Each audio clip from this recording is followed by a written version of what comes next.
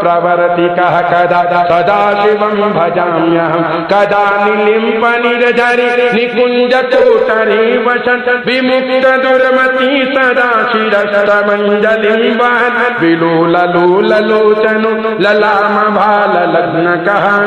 शिवेति मन्त्रमुच्चरन् कदा सुखी भवाम्यहम् इमं हि नित्यमेव मुक्तमुत्तमोत्तमं स्तवं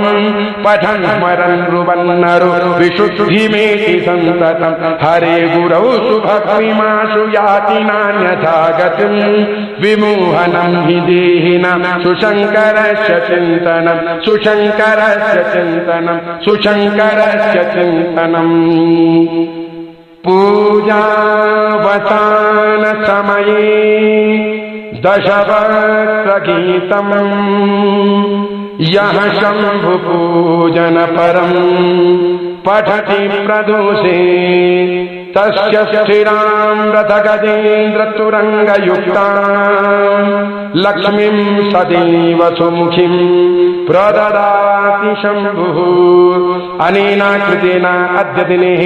प्रातःकालवेलायाम् आचार्य श्रीरावणकृतेन श्रीशिवताण्डवस्तोत्रपाठाख्येन कर्मणाधीश्वर भवानी शंकर महारुद्र महामृत्युंजय श्री भगवत्गीता